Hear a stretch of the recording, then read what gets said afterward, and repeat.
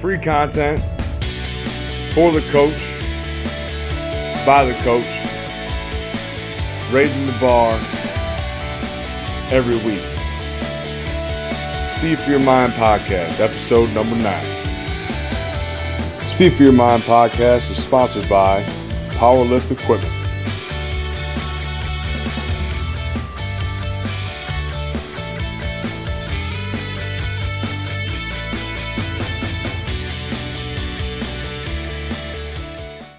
Hello everyone, my name is Bryce Karazak, Assistant Strength and Conditioning Coach at the University of South Florida. We're doing episode 9 for the Speed for Your Mind podcast for Strength and Conditioning Select. Today we have Rob Taylor, founder and owner of Smarter Team Training. I've known Rob since I think 2009 when I first met him up in Michigan when he was doing a clinic with Jim Kelbasso out there. And I followed Rob ever since.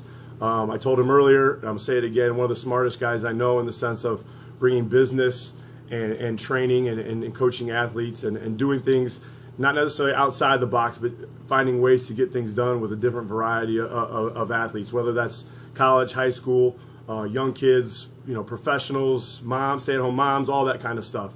So we're here with Rob today. Rob, first I want to just say, give us a little background of what you've been doing, let's say, in your career, let's say the past 15 years or so. Two decades wrapped up in 30 seconds. Let's go. How about this? I'm a professional energy giver. I'm the chief energy officer, and my duties and responsibilities on my resume would be to inspire greatness in one new person every day. That's the lead of these conversations with interviews like you, which I'm very fortunate and honored to be on. It's a privilege to share my passion with others. But to lead the staff, lead high school kids, all the way to Olympians and pro guys, all the way down to 12 and 11-year-olds. I mean, I think we need to do more with our youth programs and get people excited about being around in sports. And there's so many things going on with concussions and injuries and just the money that's involved in sports and all these other things that are kind of, I think, sometimes taken away of what hopefully you and I grew up with, and the fun factor of just being involved in a team. No question. We have Taylor. Taylor's one of our interns. We wanted him to sit in with us today to kind of get an idea of the things that we talk about and give him some education on what you do outside of the college ranks. So when I met you in 2009, I think you were just getting started with a Smarter Team Training. I think you were still at Loyola at the time, but kind of making that transition. Tell me about Smarter Team Training and what are the goals you had set out in 2009, and kind of give me kind of where you're at today. Have there been any pitfalls? Have they exceeded your expectations? Things of that nature, of kind of where you are in the last 8 years. Yeah, the way actually Smarter Team Training started. Smarter Team Training is actually an acronym, by the way. SMARTER stands for Speed, Movement, Agility, Resistance, Technology, Education, and Reaction. In whatever order you want to put the R's, it doesn't make a difference. It's all on the website. You can go there. I think we're trying to think about different ways to encompass all the things that we do or that we did, and in the college sector, as you're aware, a lot of coaches who present and speak and write and do those things have their own business. They run camps and clinics and that type of thing. And when I was at Loyola, I was one of the first guys to, get sponsors on board and some other things that we were doing, websites, etc. And my assistant AD, my supervisor, came in and said, "Hey, why don't you create your own business so you can have your own LLC and move everything over to that like we do with the other coaches?" And they're really treating me like a coach. It was a cool challenge because I'm assuming like you and I did when we grew up, we didn't have a business class in college. Right. We didn't take marketing. We didn't take web design. We didn't take there's so many things that we miss from the business aspect of it because we're studying cadavers and talking about muscle physiology and everything else there, exercise science and program design, but we don't know how to make a dollar. We really don't know how to bring people in. So at Loyola, it wasn't a big ex-phys school. They had like no classes in ex-phys, ex-science, that whole thing. It just didn't have it. But they were huge on the business aspect. And I said, well, why don't we start teaching some of the kids and use some of the professors and those types of things and just have a conversation about something not necessarily different in a negative standpoint. I talk about different in the standpoint of becoming better. And I think we need to become better people as far as understanding how we can create money and value to an athletic department in the college setting, right, and then how we can create extreme value in the private sector. I mean, I work fewer hours, make more money, and have a hell of a lot more fun out here than I did there. Do I miss game day? Yeah. The energy right before they tip off or kick off, and that calm before the storm scenario, that little bit of like 7 seconds of like nervous energy that you put all this energy and heart and soul and passion into it. But then you find other ways to do that. I mean, I get a chance to work with an unbelievable group of people, from Olympians and Paralympians to world record holders and gold medalists. And the U.S. Olympic Committee just gave us a medallion called the Medallion of Ecos, in recognition to all what the kids did, the athletes did. We just give them an opportunity to be successful, and then they got to run with it. But as far as pitfalls and stuff goes, I don't know if I really look in the rearview mirror. And in my truck, I have a pretty nice looking Raptor. It's all customized on the inside, and even in my Raptor, the rearview mirror is still smaller than the front windshield. And so I'm really focused on staying present and moving forward. I guess one of the things that I didn't know as a young strength coach, and this is for Taylor in particular, is, man, you got to network. You got to build relationships. I don't care what you know in a book. I really do not give. I'll keep it clean. I don't care. Because when you come here, I'm going to teach you my system. We're going to teach you how we do things, the expectation here, which may or may not be different than what you guys are doing there, and you got to find a way to mold into what's going on. Now, that being said, as you prove yourself within our system and understand the expectations, I start giving you some more freedoms. And then within those freedoms, you can start bringing in some of the things that you've done exponentially, through your experiences, right. And then we can find out if we can mold them into our system, from whatever it is, technology to machines to barbells to sandbags, to training, to pushing, you get the gist. From working with young ladies to older athletes to veterans to rookies. I think that's one big thing I wish I knew back in the day, to try to be a little more patient with that. You don't know it all. Hell, I've been doing this. I'm 40. I ain't scared. I'm 40, 2 decades of doing this, and I still learn on a daily basis. I learn from young guys and old guys. I'm trying to do that on the regular. I mean, this is just a platform for us to hopefully initiate a conversation with somebody else who can teach me something new. No question. Something that I think we've done well is, again, trying to build those relationships with other people. As you and I have talked before, I don't think I'm smarter than anyone. I really am extremely humble when it comes to that. I'm overly confident. I work with people who want to win. Sure. And I'm not scared. When I get in front of a group and people are like, well, he's cocky. Well, I hate to tell you, the elite of the elite are not scared to be confident. Right. And if you are, you're going to finish second. And I don't live in that world. I don't get up early in the morning or work late at night to finish second. It's just not my mindset. It's not what I'm going to allow us to do. If you allow people around you to think that way, then you're going to be comfortable being second. And I am not that person. So I think those are kind of from a long standpoint, or I don't know if a long-winded or generality or whatever you want to call it standpoint from that kind of question, but. You've spoken about your demographics, obviously, and where I take from, you're working with Olympians, Paralympians, so you're across the board in the sense of what you're doing in your facility and with your different coaches that you have on staff. We're kind of limited in the sense of we're hired for a specific team or teams, and we're stuck with those teams. Do you get more gratification in the sense of, or maybe it's a different type of gratification than you had at the college level in the sense of where you're stuck with men's and women's basketball and lacrosse? Does it change your training perspective in the sense of you're getting such a variety of people compared to just narrowing it to 2 or 3 teams? Yeah, one, I'm concerned about the word stuck in the question. Okay. Because I think it's always a choice. You have a choice to work at USF, and I'm not trying to get you in trouble, but you have a choice to go somewhere else. You have a choice to work in the private sector. You have a choice to do a great job with your interns. You have a choice to not do a great job with your the world we live in as strength and performance coaches. I think too many of us think like the world owes us something because we did X or we sacrificed bologna or I had 6 internships before I made a dime. I went to Australia for free. Get over yourself. How about that? Get over yourself. You're not stuck in anything. If you can't find what you're looking for, you've got to create it yourself. I think too many of us, and you and I went back and forth on Facebook a little bit. You almost put yourself in a box. I'm saying you in a third person, not you individually, Bryce. Right. We collectively say, "Oh, this is all we can do," or whatever. You create that box yourself, don't you? Sure. I mean, if you're telling me that, in the college environment or in the private sector, or I don't care what level you're talking about, but if you're like, hey, I wish it was better or it's better over there, then either you are not good at what you're doing and you can't create it, okay, so you're not adding value, so you're not worth what you think you are or claim you are, or you just haven't found enough experience or gone through the process to be able to create what you're looking for. So that's a big thing. As far as what we're doing here, though, I get a chance to talk, work with a whole bunch of people. I actually find it funny now. And I'm not being insulting to anybody, but in the college sector, I talk to people and they're like, oh, I have 11 teams and it's so hard. I'm here early in the morning or I got to stay late or. Sure. Okay, by the way, I have 4 high schools that have 16 teams by themselves each. Right. Start doing the math. Then I have Olympians at a tactical program, and then each one of our staff guys have teams that they work with, and then personal training stuff. We're well over 8 or 9 or even 1,000. I don't know. I haven't done the math, but we might be over 1,000 athletes, quote unquote, whether they're athletic minded, an older group, or athletes being the younger group that we work with. That's a pretty big athletic department. No question. And then I also do the SID because of the marketing and the interviews and all the other stuff. Right. So you got to really expand your role as a young professional and stop being so narrow-minded. If you're good at something or you want to be great at something, then create the environment that you wanted to be around. I think that's the challenge we need to accept. And I think you hit something on the head where you said how many athletes you're dealing with at different schools at different areas. So they're either coming to your facility, you're going there. I mean, Right. it's not like you're sitting in one room and these kids are all coming to you or these people are all coming to you. You're making it work by going there. So for a Right. young strength coach similar to Taylor, or even when I look back 15 years ago, I'll be honest, I was in that mold when I was at DePaul. I was the director of strength and conditioning. I thought people owed me something. Right. And it was, well, I have 20 teams. I didn't have an assistant at the time. It was just me.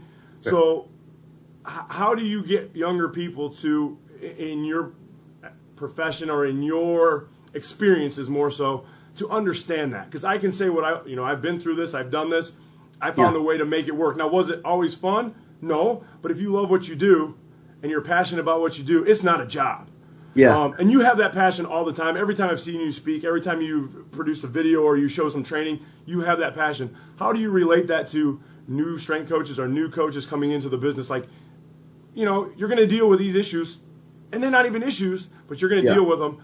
Correct. Let's organize. Yeah. Figure it out. I think there's two approaches, and you can keep me on track here. The one is in-house, and then one is out of house. Okay. The in-house version of that is you create the environment that you want to prosper in.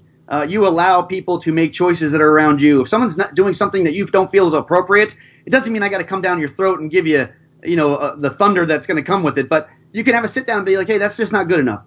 In our environment, you're always in a polo shirt. You always have khaki pants on. You always have belts, and you got badass socks. That's one of our rules, man. I want us to be as creative as possible because that's just another way that we can relate. We're serious as far as our outside persona, but I want to make it fun too. So one of those types of things is our socks are always kicking, either they're from Under Armour or somebody else. I don't even care. They could be dress socks. I don't even care. I mean, I don't even know what I got on. I'm not showing you on a TV. I'm 40. I'd probably pull a hamstring. But I think that's in-house. I think it's just something that we create. And part of the internship experience, the staff here, they got to go see other people and how they do it. And then they come back. We talk about things like what could we have done better to improve? And what can we do, again, to make sure it is exceeding our expectations? We really don't talk in negatives. We don't do the whole, hey, what did you do bad? Like, Right. Okay, move on. Like, it's just a different way we talk to each other in here. It's one thing, what can we do to constantly improve? That's always the question I ask, whether it's our athletes or ask you offline here or our staff. Out of house, when I get a chance to present and get in front of people, I'm as authentic as I think I can possibly be in front of people. And that doesn't mean I'm going to sugarcoat things. And I'm also not going to be a hardliner and try to just be Johnny Tough Guy, Operation Meathead either. Right. But I think some people in our profession claim to be good at what they're doing or, receptive to X, Y, and Z. And then someone with a little bit bigger resume walks in and says something that's truthful or honest or something that needs to have some consideration.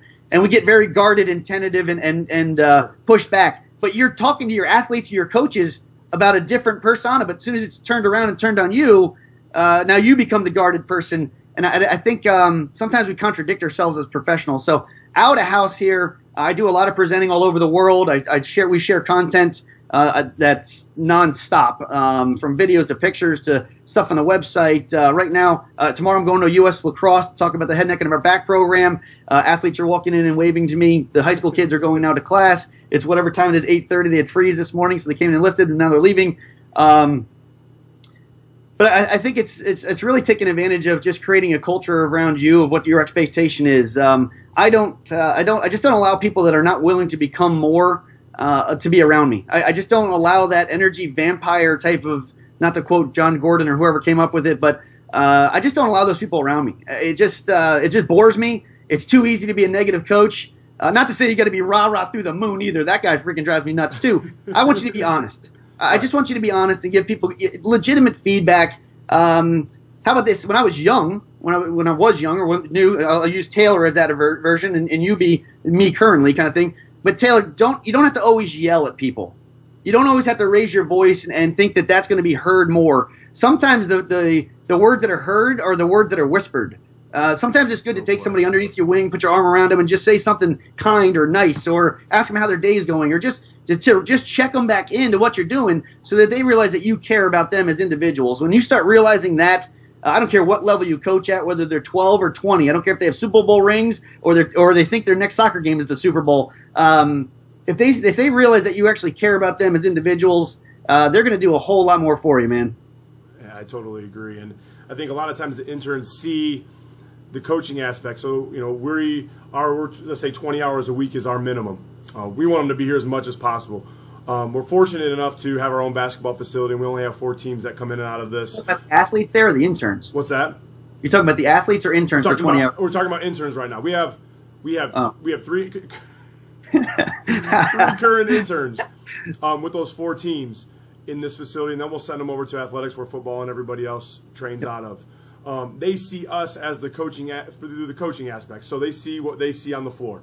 And I think a lot of times they don't see what you said, I'm going to put my arm around you and we're going to have a conversation.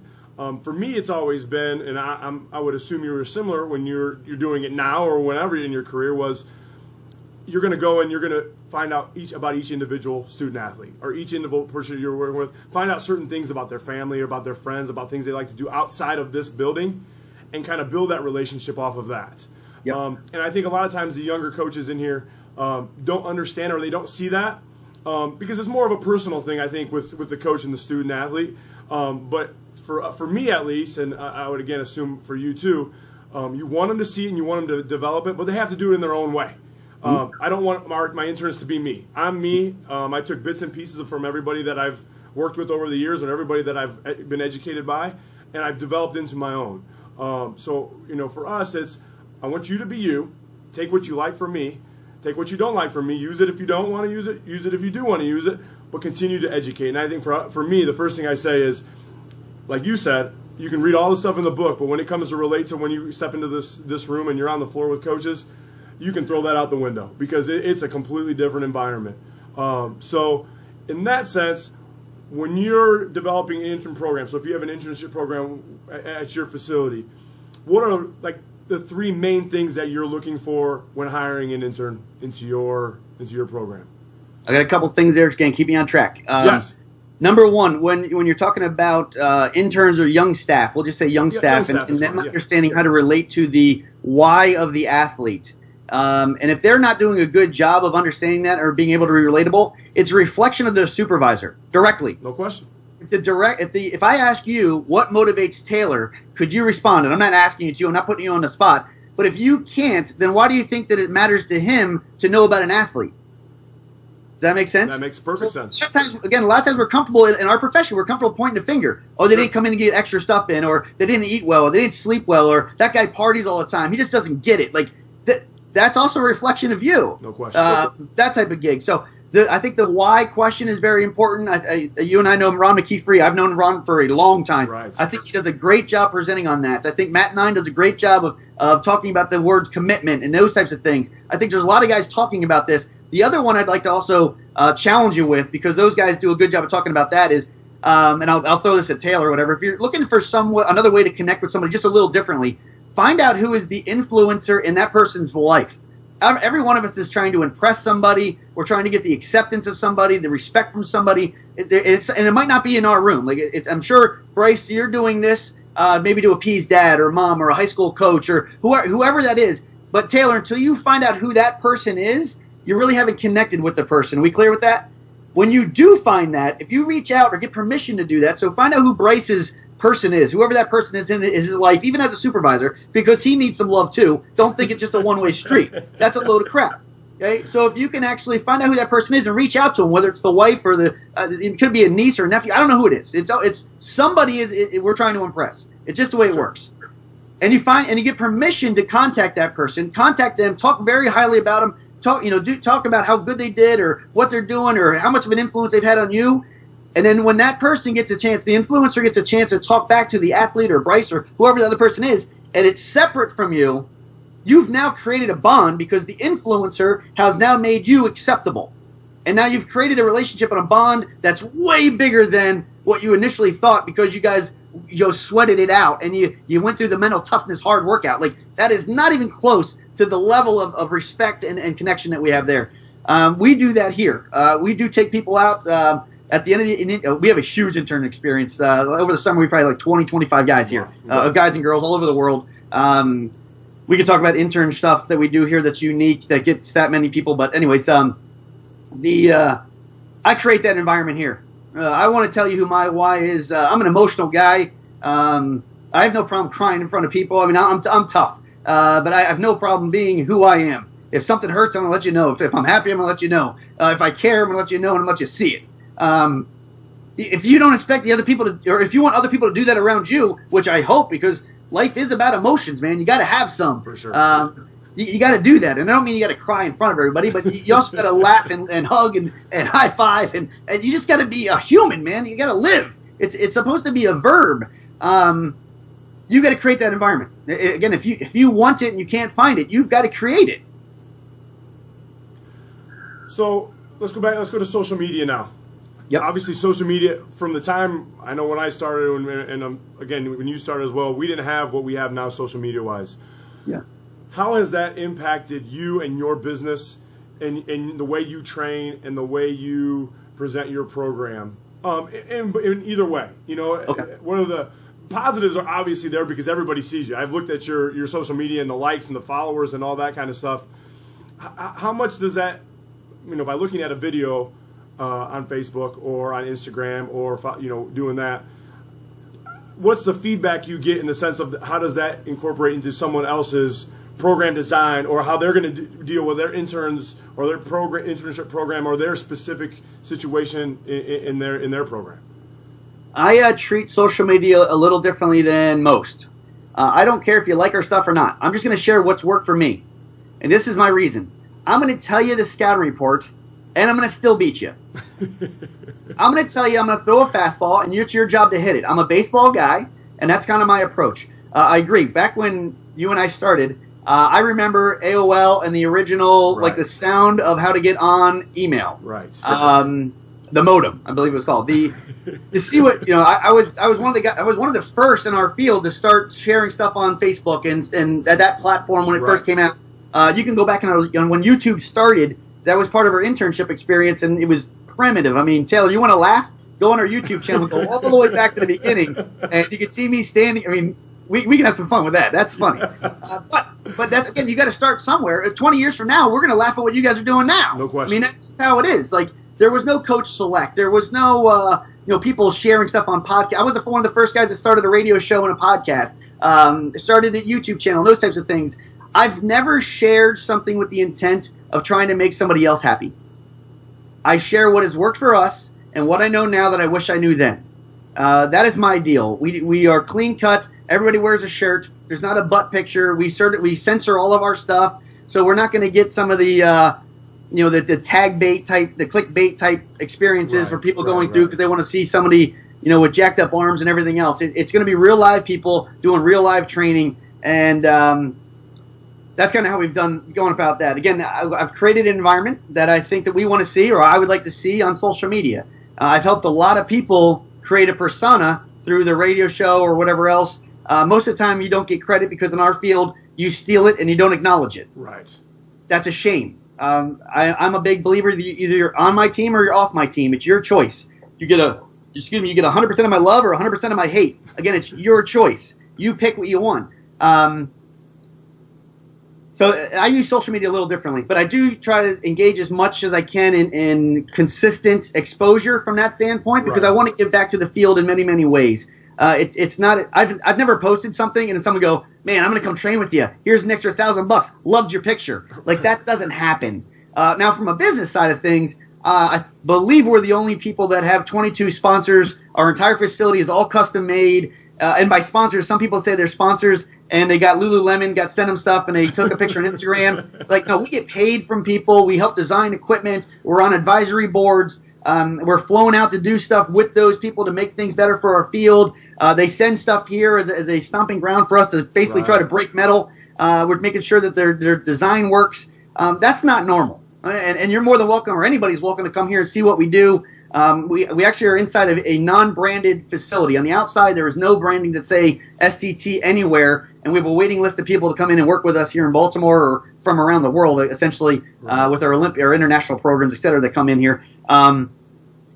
So I think the social media can help and hurt. There's definitely people that I've watched share stuff on social media that I have ceased to like, or what do you want to say? I've disconnected from them. We'll put it that way. I saw that you like the guy that does the bicep curls where he changes his grip that Kabasa was talking about. I saw you like that. I saw you like that guy's video. I looked.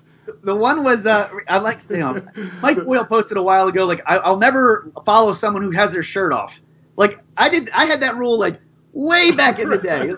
If one of our colleagues in the field is in a sports bra on a thing and that's what their profile is, I just don't know if that's the professional look that I want to be around or associate myself with. So I'm going to try to stay away from that. Same thing with young men and or even our older guys doing stuff in the bench press and it's just not what I want to create an environment around me. So as soon as I open Facebook or one of the interns looks at our site, because I'm really not on it very often, the interns do that for me.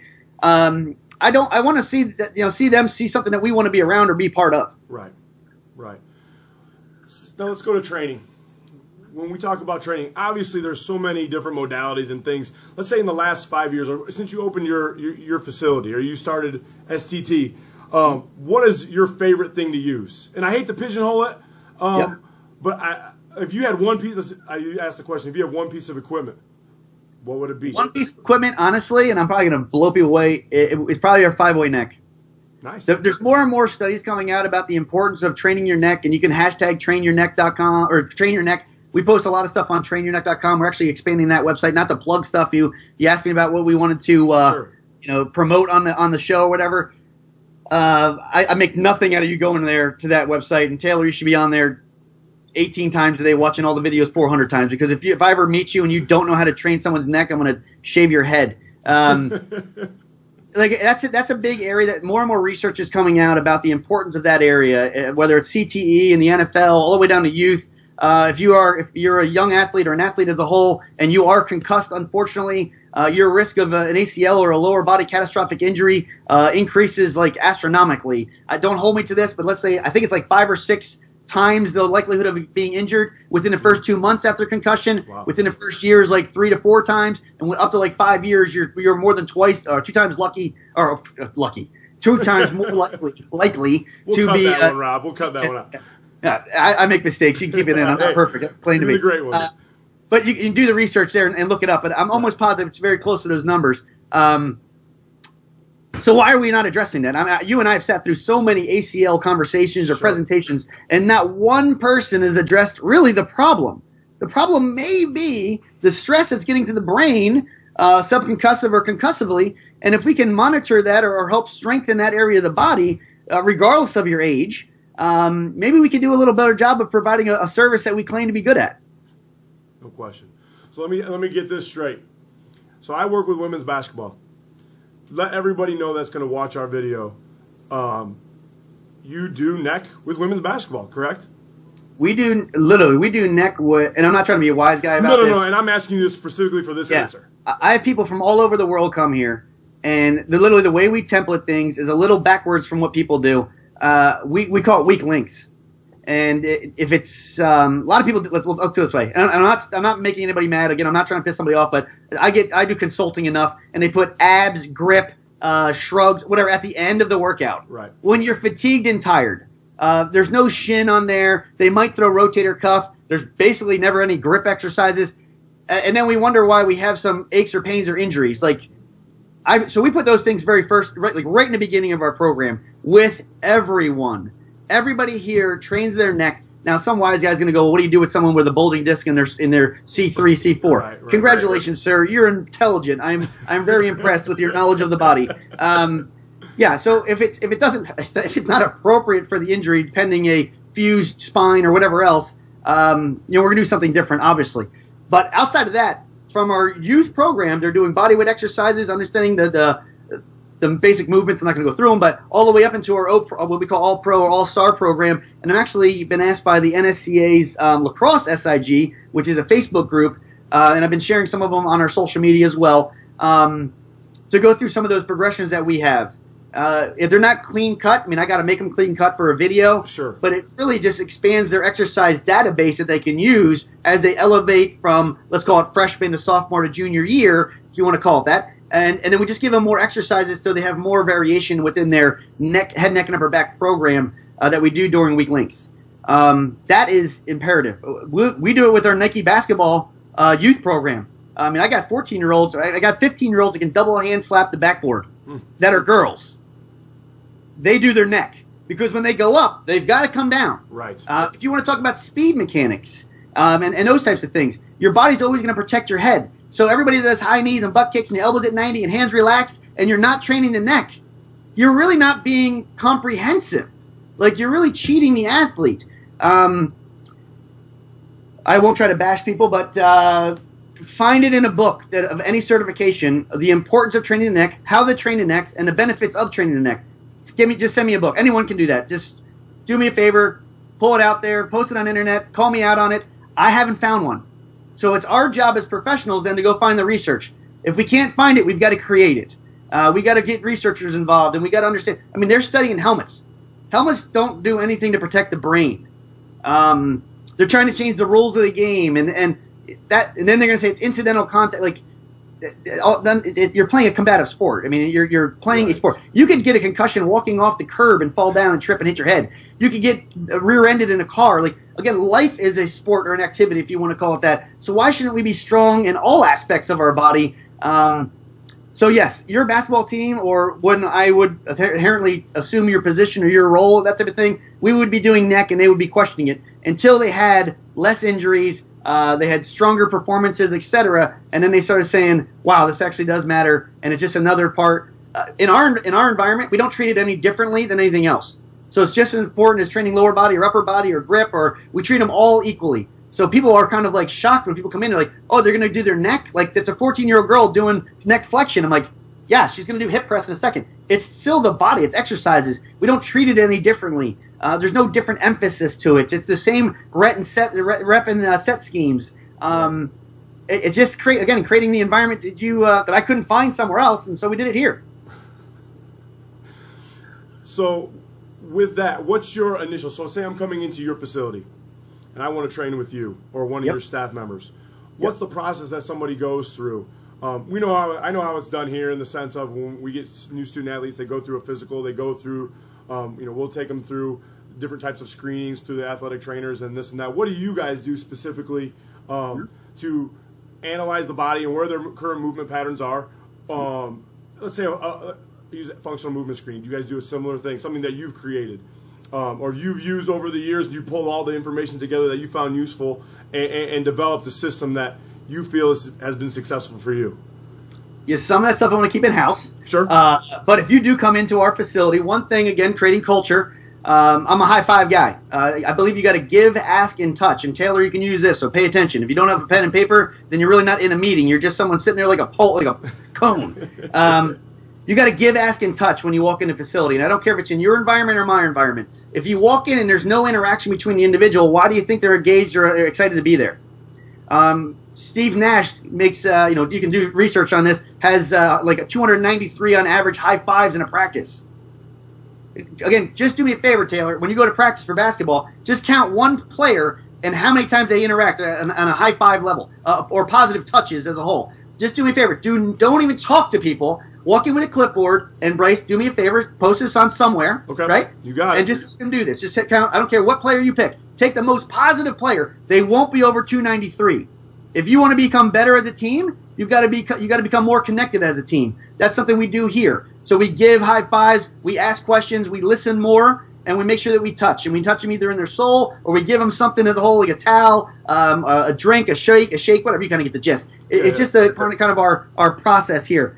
As far as assessments go, I don't know. Well, we have physical therapists, plural, on staff. Okay. All of our high-end people, and I'm not saying that there's I don't differentiate between those, but Right. Our pro guys, our Olympians, our international or tactical guys, they all it's mandatory that they go and get assessed before coming to see me. I don't want to start training them with an underlying issue that we haven't identified. I'm not a big believer in the FMS, and I've had many conversations in roundtables with Dr. Burton and the crew there.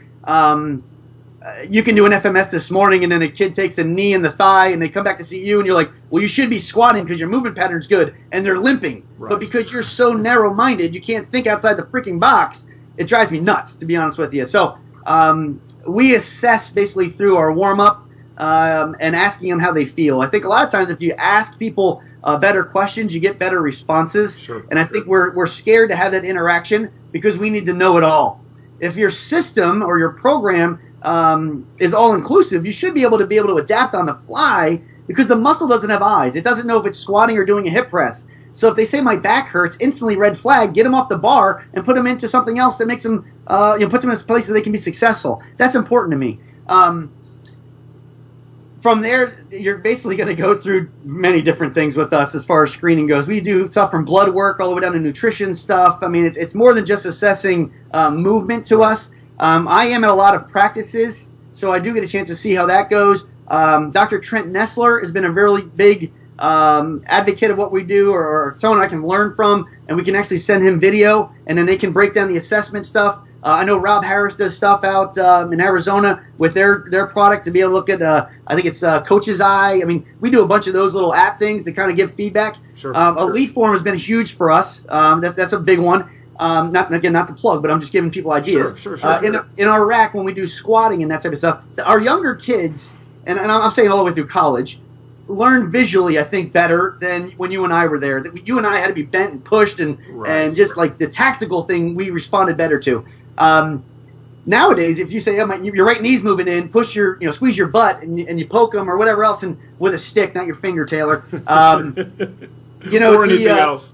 They don't respond as quickly as you and I would have because that's just not how they learn. But as soon as they show them a video and you play that back on the Elite Form and you say, you see how your knee wobbled on rep 3, and like, oh, okay, instantly they can clear it up, or you didn't get deep enough, or maybe you're bending at the waist too much. So video has been huge for us. Again, some of our interns just all they do all day long is video.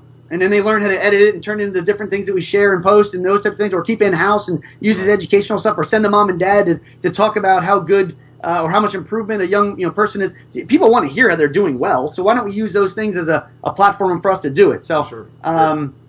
Those are probably a couple things there. I probably was very gray with your answer or response, but it's not. We're not a cookie cutter experience. I mean, someone comes in for 30 minutes and we just met them on the street and they want to be pounded, I'll give you pounded.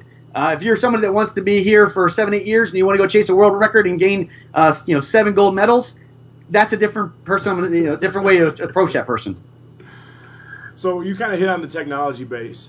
What are some of the technologies you use or you feel important to you in your programming? And obviously, again, different levels, different technology, or say different ages, a different level, same technology, depending on how you look at it. What are some of the things that you use that you feel would be beneficial for strength and conditioning coaches or other coaches out in the private sector running their own facility? I'm going to preface that by saying, do not become paralyzed by analysis. I think too many times I was on a board with Polar and Zephyr, and it helped with some of the stuff that they're doing with E39 with the Under Armour stuff that's now become a Fitbox or whatever they call it. Right. I'm involved in different organizations there, or different companies there on the technology side. Again, Elite Form and such. I think you got to use what works best for you. I think there's people who've done an incredible job of not integrating technology at all. I think there's people who embrace technology so much that I'm just like overwhelmed, and they do a great job as well. So I think you got to find what works for you. I also think you got to find what works for your athletes. I think that's very important. I think too many times we put heart rate monitors on and GPSs and all this other stuff, and then you find out that the kids feel like they're being evaluated like nonstop, and it puts a little stress on them that you didn't anticipate. Right.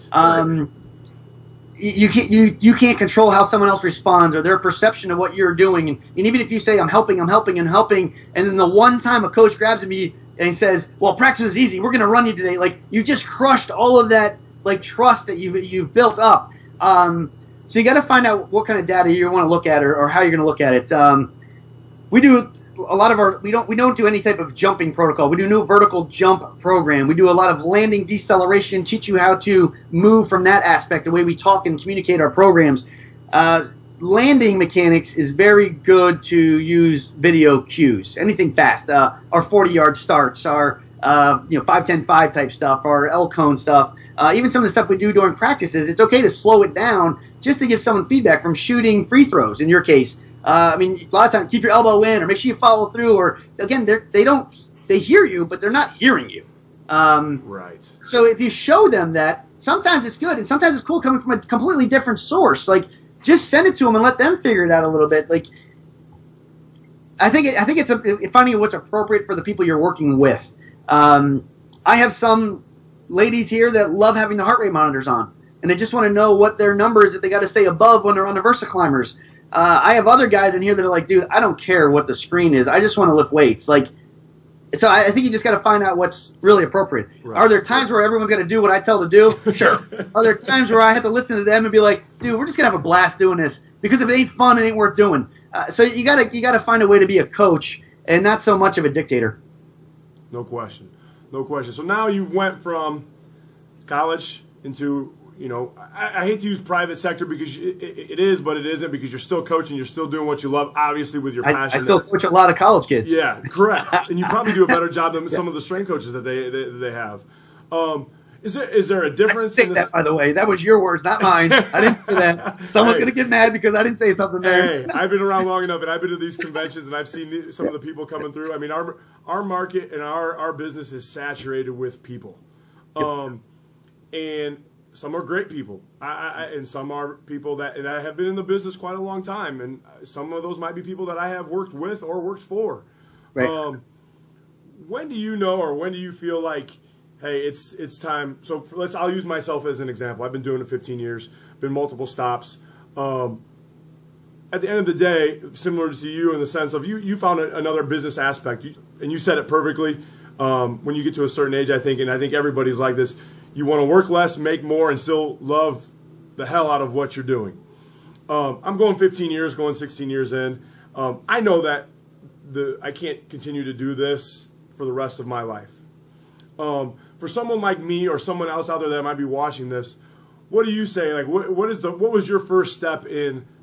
Dang, okay, I need to. I don't not necessarily need, but I'm ready to take a next step in my career where I can start making that step of transition of I want to make more, earn less. To be honest with you, I don't even know what I make. I don't even look at our paycheck. That's a tough problem to have, Coach. That's a tough problem to have. And I'm not saying that. I'm not saying that we have financial freedom or whatever. But I don't chase money. When you start looking at your paycheck, then you really aren't doing what you're supposed to do. And I'm not saying that you're supposed to be in this field and you're not supposed to make money. You're supposed to do it for the kids. I don't believe in that. We go to school on master's degrees and work long hours, and you should be paid, no doubt. Paid. I'm cool with it. I do nothing for free here. That's just kind of how we do that. We don't do, come in for 3 free sessions. No. I didn't get 3 free classes when I was pursuing my master's degree. It just didn't work that way. No one gave me 3 free plates because I didn't have to do anything for it. Like, you understand the concept there. For sure. As far as when I understood, quote unquote, when I wanted to take the next step, again, I'll challenge people, man. If you're sitting there in your office and you're sitting there going, hey, I should be making more money, or I can't wait till the end of the year and see my 3% bonus, and that's your driving force. If you're that good, then create the environment you want, and money will find you. If you're that valuable, then you can step out into this side of it, and you can work with anybody you want.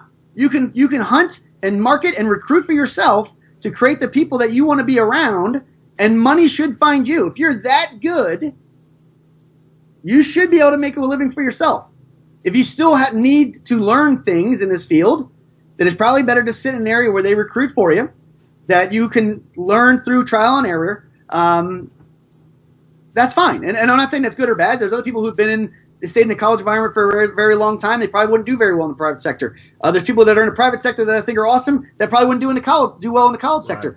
You got to find what fits for you, what niche kind of works for you, kind of thing. But I guess for me, I look at it. I guess I look at it differently, man. I don't care who it is. I give just as much excitement to working with an Olympian or a college kid that's an All-American as I do a 12-year-old. I think they all deserve the same amount of respect and discipline and attitude and toughness and effort and support. And I think you need to give more of yourselves to others. I don't think we should be niched on that. I personally liked working with many teams. I wanted to be involved with all teams. I was involved in every team at Loyola, and it might be just a little bit, 1 or 2 times a year, all the way up to seeing them every day. Right. But I think it was just about being inspiring greatness in others. I'll keep going back to that, man. That's important to me.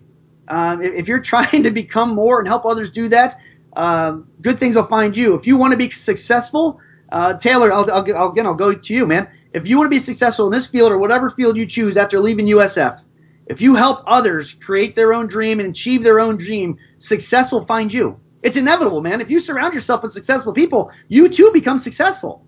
That's just how it works. Help others become great, and you too become great as well. That's just my opinion. And as far as our staff goes, I want to teach them and coach them so that they can leave. I want them to go somewhere where they're the best person on the staff. For sure. But I want to treat them. I want to treat them that they never want to leave. Awesome. Okay. The nice part about our interns, all of our guys on staff were former interns of mine.